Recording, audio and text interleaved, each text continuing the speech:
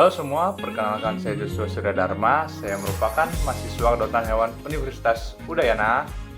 Jadi kali ini sesuai judul, saya akan membahas tentang penyakit kolibasilosis yang disebabkan oleh bakteri Escherichia coli.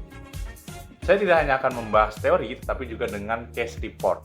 Kolibasilosis merupakan salah satu penyakit yang sering menyebabkan kerugian ekonomi di peternakan unggas. Penyakit ini dapat menurunkan berat badan ayam, menurunkan konversi pakan, memperpanjang masa pemeliharaan, dan bahkan meningkatkan angka kematian. Pada skala industri, hal ini bisa berdampak besar pada efisiensi produksi dan pendapatan peternak. Oleh karena itu, pemahaman mengenai penyebab, cara penularan, serta pencegahannya menjadi sangat penting bagi mahasiswa kedokteran hewan maupun pada pelaku peternak.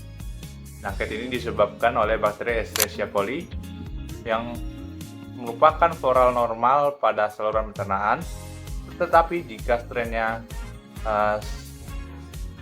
patogen akan menyebabkan terjadinya kolonisasi, invasi jaringan, dan juga infeksi sistemik. Contohnya pada unggas, kolibasilosis dapat membuat penurunan produksi ayam pedaging dan juga petelur. Penyakit ini menimbulkan perikarditis fibrinosa, perigepatitis, dan juga aerosacultis hingga septisemia.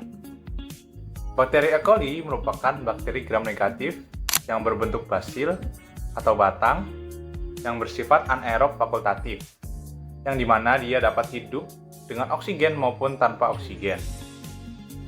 Namun, bakteri ini jika terdapat faktor predisposisi akan menjadi agen patogen dan menyebabkan patogen yang serius. Tidak semua strain E. coli bersifat patogen. Sebagian besar malah justru berperan menjaga keseimbangan mikroflora usus. Akan tapi, strain patogen memiliki faktor virulensi yang memungkinkan untuk menempel, berkolonisasi, hingga menginvasi sel inang. Contohnya adalah yang kita kenal adalah strain patogen pada unggas yang dikenal dengan avian patogenik Escherichia coli. Jadi saya akan mengambil contoh kasus dari avian patogenik Escherichia coli. Kasus ini saya ambil dari case report dari mahasiswa Universitas Padjadjaran yang berjudul kasus kontaminasi E. coli di saluran air minum dengan koinfeksi kokidosis yang dipredisposisi kelembapan alas kandang di kandang ayam broiler di Majalengka. Penelitian ini dilaksanakan pada Mei 2023 pada peternak ayam di Majalengka, Jawa Barat.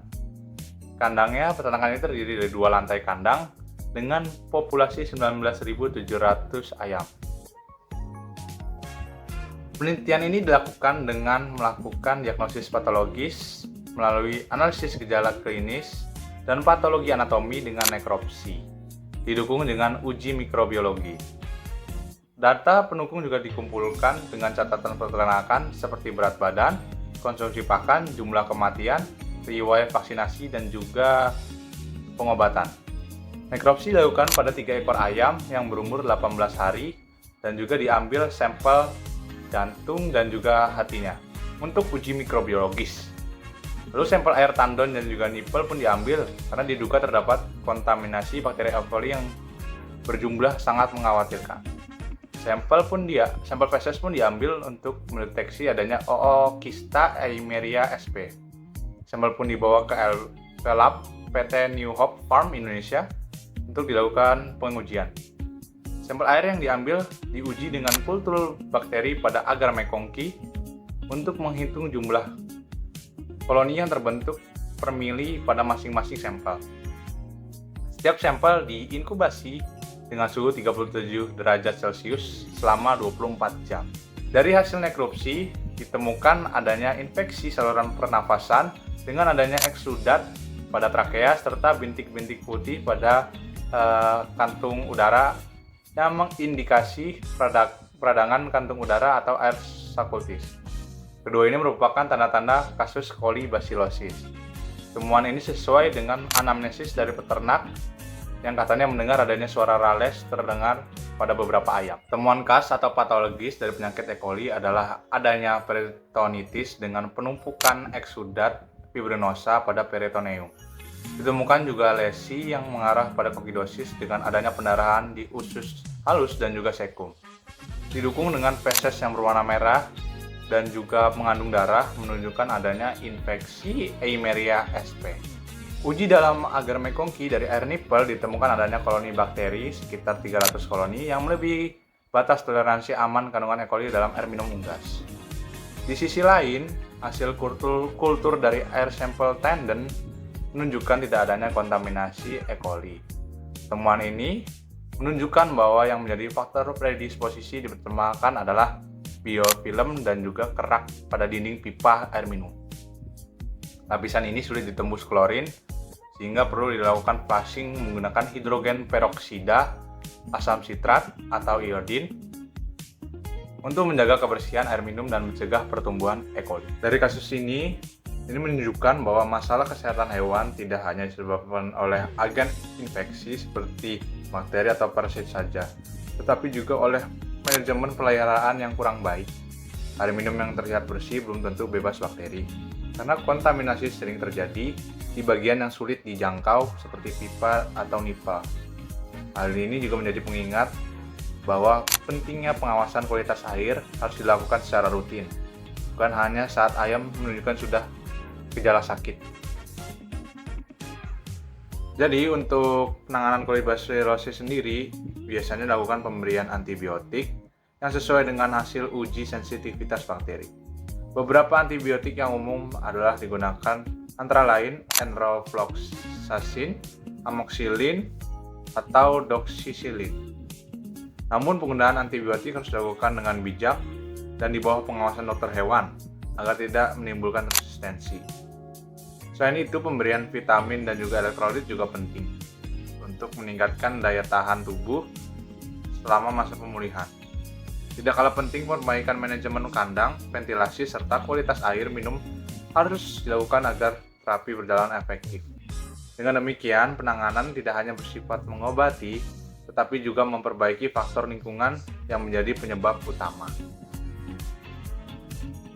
Dari kasus ini, kita bisa melihat bahwa bakteri Escherichia coli pada unggas tidak berdiri sendiri, tetapi seringkali dipicu oleh faktor lingkungan seperti kebersihan air dan kelembapan liter. Hal ini menunjukkan bahwa pengendalian penyakit tidak hanya bergantung pada obat, melainkan juga pada biosecurity yang baik. Kasus koinfeksi antara kolibasilosis dan kokidosis ini menggambarkan pentingnya pencegahan melalui sanitasi dan manajemen yang optimal. Dengan begitu, kita dapat menekankan angka kematian dan meningkatkan produktivitas ternak atau unggas kita. Kasus ini mengajarkan kita sebagai calon dokter hewan bahwa pencegahan penyakit jauh lebih efektif dan ekonomis dibandingkan pengobatan. Melalui penerapan biosecurity yang baik, pengawasan kualitas air, serta manajemen kandang yang optimal, kita bisa menekan kejadian penyakit seperti kolibasilosis maupun kokidosis. Dalam praktik dokter hewan, memahami hubungan antara faktor lingkungan, agen penyakit, dan kondisi inang sangat penting untuk menentukan pendekatan penanganan yang tepat. Semoga dengan penambahan kasus ini, kita semua semakin sadar akan pentingnya manajemen kesehatan hewan secara menyeluruh. Bukan hanya fokus pada pengobatan, tapi juga pada pencegahan sejak dini. Sebagai kesimpulan, kolibasilosis merupakan penyakit penting pada unggas yang disebabkan oleh bakteri Escherichia coli. Faktor lingkungan seperti kelembapan liter dan biofilm pada pipa air berperan besar dalam memicu infeksi. Penjagaan yang baik melalui sanitasi air, penggantian liter secara berkala, dan pengelolaan biosecurity merupakan kunci utama dalam menekan penyakit ini. Semoga dari kasus ini kita bisa lebih memahami kepentingan kebersihan kandang dan manajemen air dalam menjaga kesehatan ternak. Begitu, sekian dari saya Joshua. Mohon maaf jika ada perkataan yang salah dan mungkin ada perkataan saya yang bisa dikritik atau cara penyampaian saya yang bisa dikritik. Saya Joshua, sekian, terima kasih.